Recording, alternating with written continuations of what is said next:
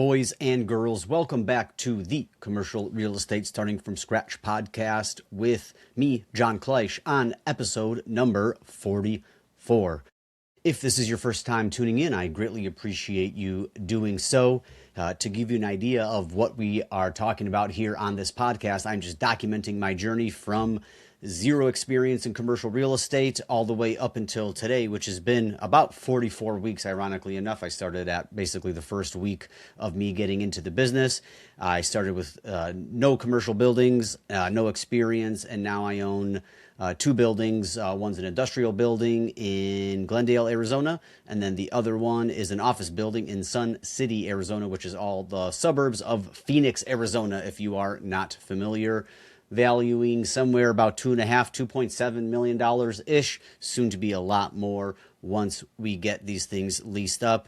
So I'm just documenting my journey from the very beginning, all the good stuff, all the bad stuff. I feel like there are tons of podcasts out there where you go and everyone's pounding their chest and they always talk about the good news. I don't want to highlight the bad news, but I at least want to expose everyone to behind the curtain of what really happens on these deals. And we're not just talking about all the fairy tale numbers and everything like that. I have gone through it quite a bit. So if you want to go back and start from the beginning or the middle or something like that to get caught up, I would think it's a good idea because I know there's been some interesting things that have happened to me. So what we're doing now is my big industrial building is all leased up.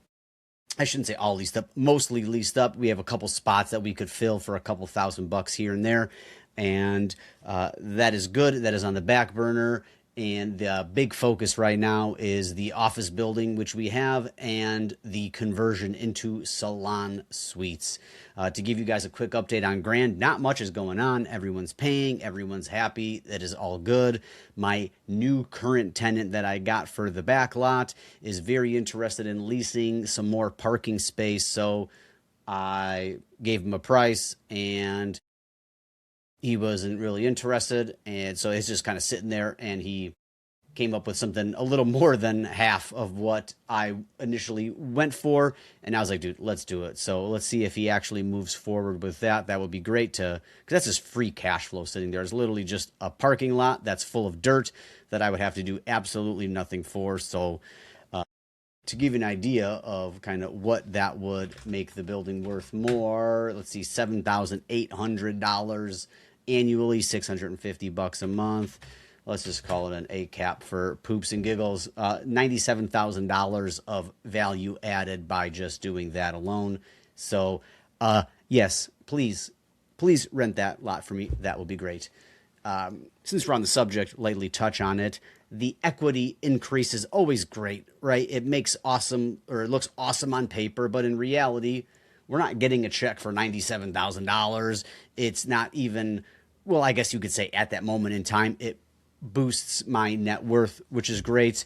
But ultimately, you can only capture that if you sell it or refinance. And it's easy to hear all these numbers and go, wow, they created $200,000, $300,000 of equity, but it's like just on paper.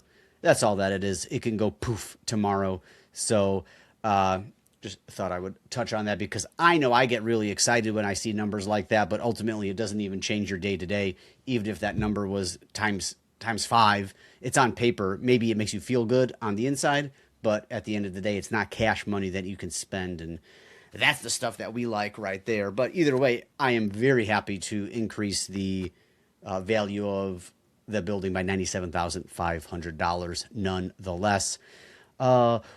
Really, Grand doesn't really have much going on. It has taken up a good portion of this podcast in the past, and now that it's mostly stabilized, we've been chilling.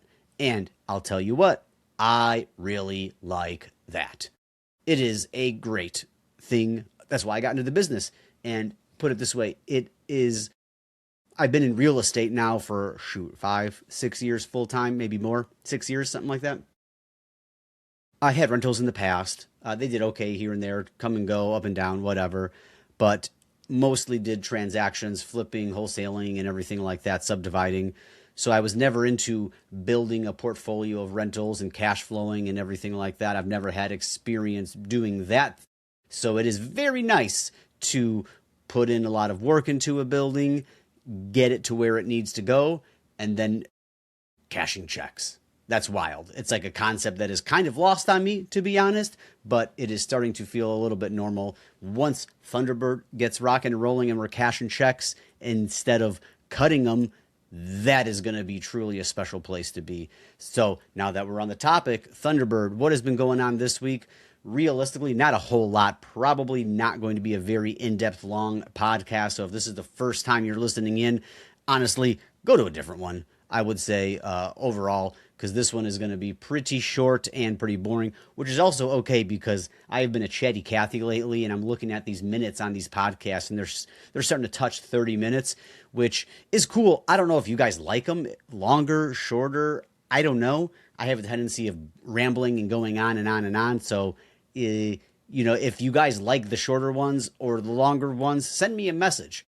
There is a link to send me a message in the description of this podcast. I really think it says send me a message, and it's in blue and underlined. There might even be an exclamation point. Do that and let me know if you like 20 minutes, 30 minutes, or do you want longer ones? I could definitely go longer. I don't know if I want to, but it is a real possibility. And so let's see here. Back to the book. Thunderbird. Locks are getting installed tomorrow. I went and hired the guy. I forget last week if I hired him then before the podcast or whatnot, but I hired him. He's coming, getting everything installed. He got all the schedules and all the pins and codes and everything set up on his end today. And then tomorrow I'm going to meet him there for the final installation.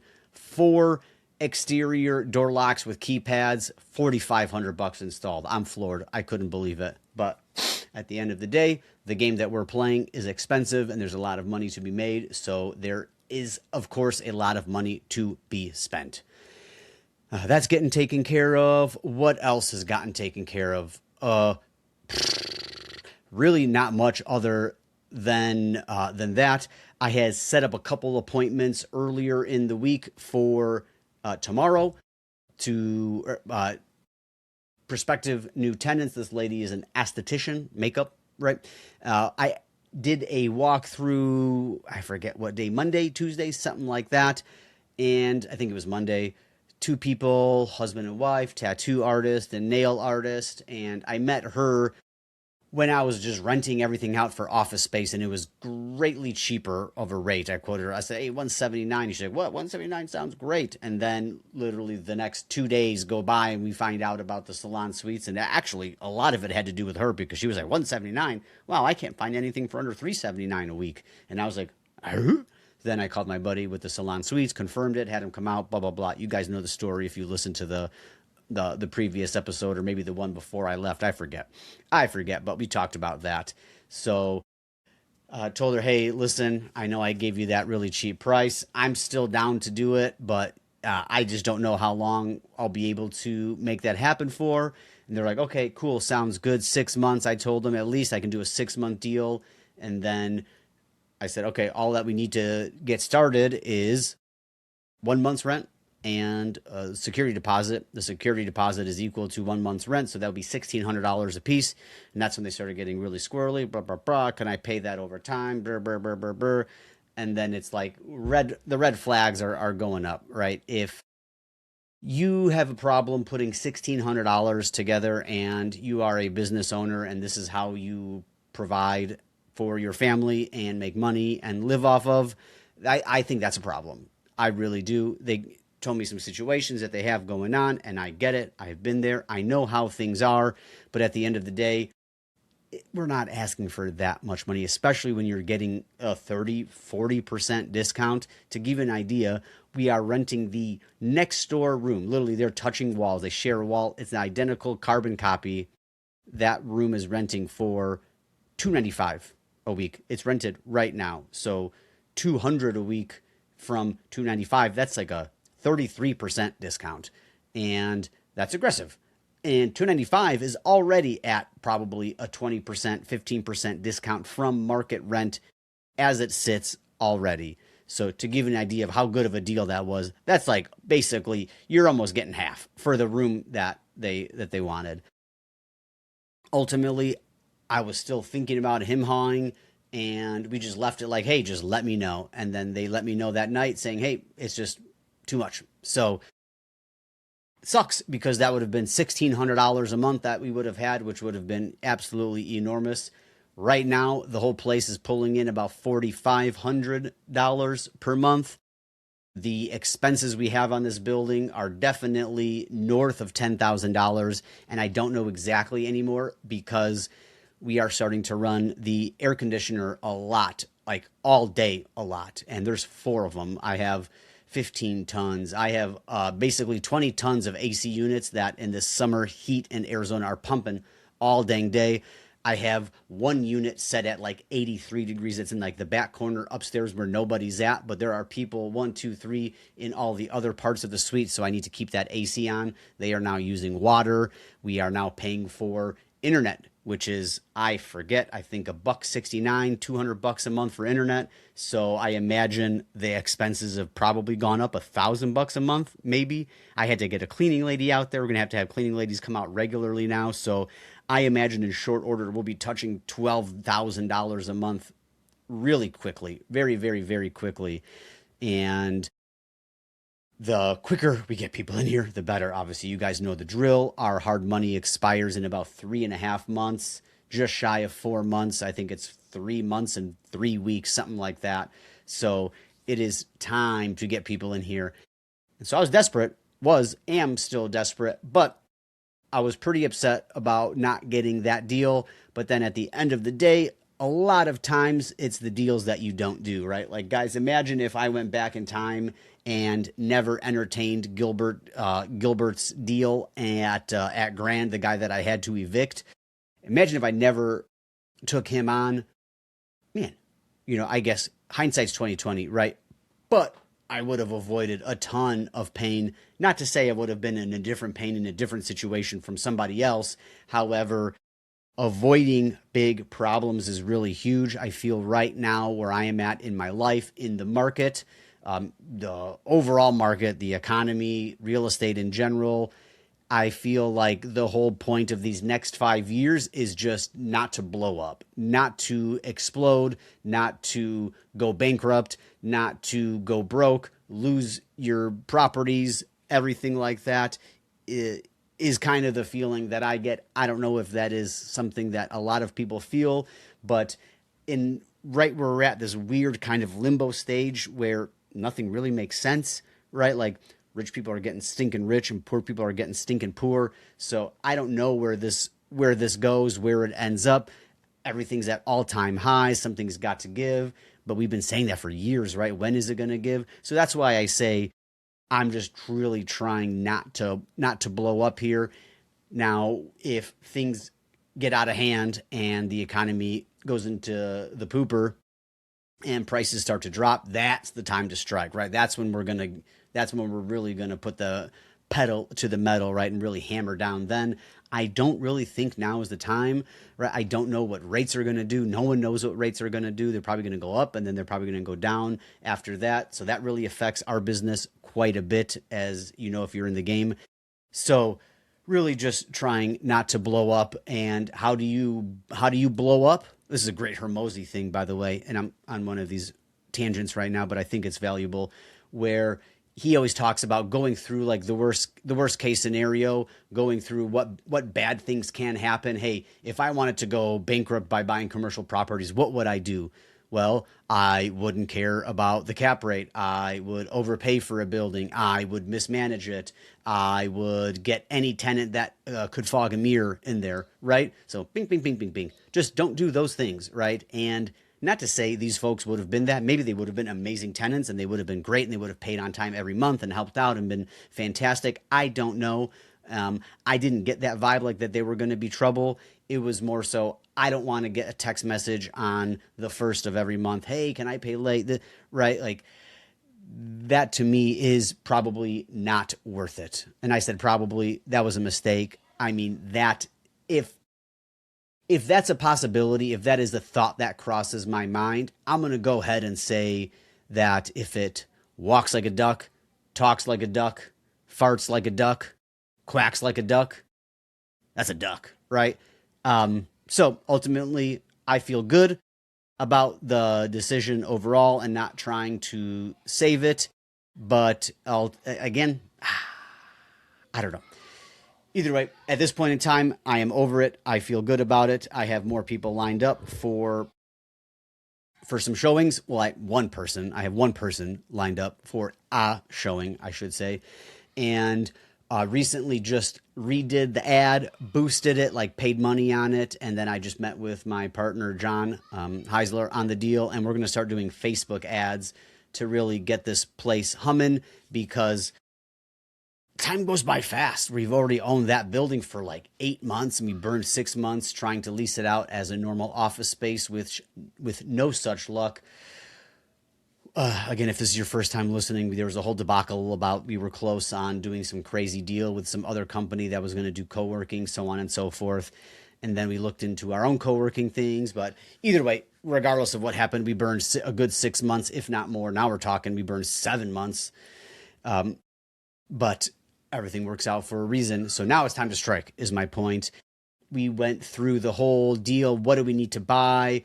What can we hold off on? What's the necessities? What is going to get us to victory faster? We basically have 2.5 months to get this place as filled as possible. If we can, the first goal is to cover the debt, right? We have to cover the debt. That's a must.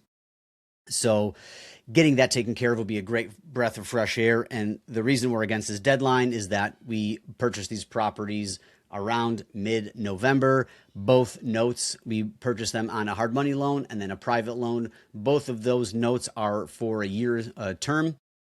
One of them, I know we have an extension in there for $250,000 already built in. We have to pay a little bit more in interest for it. The other one does not, which is $480,000, basically $500,000, something like that.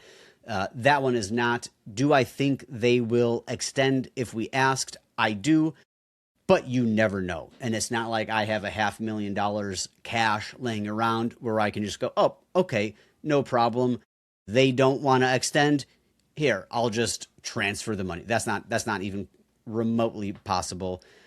Hopefully it doesn't come down to that. Hopefully everything works out and we can get this place leased up, get it refied out, and bada boom, bada bing. And I really do think that will happen, because I am putting a lot of time, effort, and energy into the leasing aspect of this, especially now that I'm back from my break, which really took, it was 2 weeks. That took a lot of time. And then it wasn't even just the time that I was gone. It was preparing for the trip when I got back, unpacking, getting settled in, blah, blah, blah. It probably cost me 2.5 weeks, almost 3 full weeks, I would imagine, of leasing. And that's when you got 3 months and a couple weeks left. That's a good chunk of change. That's probably 10% of what I needed. So what we are going to do is spend money on the main areas, the decor of the place, if you will, to really get that vibe, really get that feel. When you're talking about salon suites, you're talking about people that their industry is looking good, right? They're into hair, nails, makeup, massage, whatever, XYZ, eyelashes, extensions, yada, yada, yada, right? All of that stuff. Those people are into looks. So if they walk into a building and it's rotten, they're going to not feel good about that building, because they pay attention to stuff like that. If they walk into the place and it's really well decorated, it's got a theme, it's got a mood, it gives you a feeling when you walk in, that's what we're going for. And that's how these salon suites will move. So I don't think there's a better dollar ROI than doing that right now, right? There's marketing, which we're boosting Facebook Marketplace.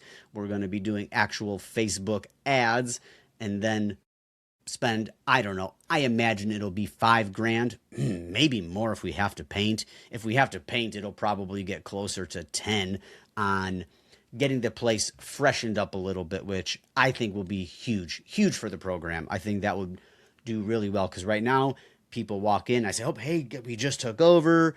We're doing this, we're doing that, right? There's only so many times you can say that. And then the problem is a high quality tenant is going to walk in and see a not very high quality building, even though I got cheap rates. Not everyone wants a cheap rate. There are going to be some people that want to pay a little bit higher for a nicer space to get all of those things that we talked about. So that is the plan. And you guys know this we've been putting our own money into this deal now for a couple months to keep it alive.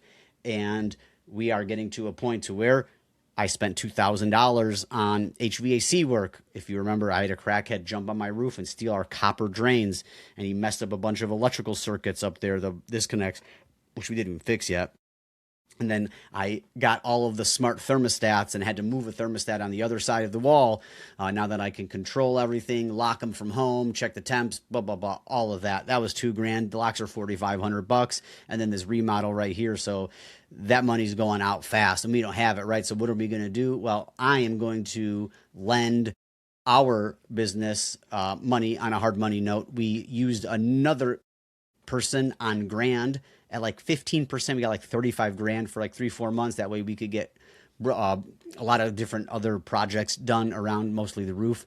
So instead of using them this time, I felt like, you know what, I might as well capitalize on it. I just got a little bit of moolah from Grand Avenue Distribution. So I figured I put that to work instead of paying out. And then the other thing is we had to pay those individuals every single month, which means you got to have money. And Grand was producing money. This place wasn't or is not. So I was like, hey, let's just do it. I don't need to get paid out every month. I can get paid out whenever. I'm cool with that. Probably 4 months whenever we refi or we have enough people in here that the cash flow is going. So that's what we're going to do to fund everything. I'm just going to do a small $15,000 loan at first, and then I imagine we'll probably have to do a little bit more here and there depending when we need to add a few things, add some sinks and everything. But what we're really trying to do is get the tenants in there, walk the place, they pick a room, and they tell me, hey, look, I need better lighting because a lot of it doesn't have lighting. Things like that. I'm not going to try to do things beforehand because we just, A, don't have the money, and then B, that's not a real good use of capital to do something that we don't know is even something that we want to get done. So that's the plan with getting everything tidied up overall. But the first order of business is getting more leads and setting more appointments and showing the place to people, because once I get people into the place, if they are a qualified tenant, I will do my damnedest and make sure that these people get in the door. I am working deals like crazy now to the right quality tenant. You can't have a tenant that wants a deal and doesn't have money, right? That's just not going to happen. I am totally cool with a tenant that wants a deal, that has money, and that just wants a deal, right? I'm a deal junkie. I always want a deal. I'm always going to negotiate a better price on everything. It's a fault. It's a disease. It's a sickness. I know. I feel terrible, but I just have to. And I hate it, but it is what it is, right? So that type of person, willing to cut deals for. So that's the name of the game. Ads, showings, leases, fixing, getting the place spruced up. That's what we got going on. It is now Wednesday. I only have a couple days left. I just boosted that post. So hopefully over the weekend, I can start drumming up some business and get a few more showings over to the place. I am going to be a lot more lenient on who I show the place to now, just to get people in the door. Before I was doing a lot of qualifying. Now I don't care. If you respond to my messages, cool, you're in the business. Let's go. When do you want to see it? Come on, pick a date. Come see me. So that's the plan, boys and girls. I'm going to cut it here. We got 6 minutes before we hit 30. I told you I can talk. I thought this was going to be a 7-minute episode. Yeah, right. So guys, really appreciate you tuning in. If you got a kick out of the show, thought it was cool, leave me a review, please. That would be great. All you can have to do is just click 5 stars. You don't even have to write anything. If you felt compelled to write something, that would be amazing. I know the algorithm really appreciates that. If, better yet, you know of somebody that would get a kick out of the show or at least find it interesting, please send it to them. Say, hey, I listened to this knucklehead on a podcast and I think you would like it. So send it, share it, and then if they like it, tell them to leave a review too. That would be great. I do no promotion of this podcast at all. It's been almost a year, and I know if you've been listening a while, you've heard me say this. I've got a lot of friends that don't even know that I have a podcast. Back when I was home, on our trip, I went back to my hometown, and all my family was like, oh, you have a podcast, you have a podcast. So please share it, like it, subscribe, all of that stuff. That would mean the world to me. Thank you guys very much. Follow me on Instagram, john.kleisch. I do a lot of reels and quick stories on updates, pictures, videos of the buildings and everything like that, so you guys can see that there. And other than that, let's get out of here because I'm tired. I'm on like hour 14 of work. My head's spinning, and I'm ready to go to bed, even though it's still pretty light outside. I don't care. This guy's tired. So, boys and girls, really appreciate you tuning in. Thank you so much. And on that note, take her easy.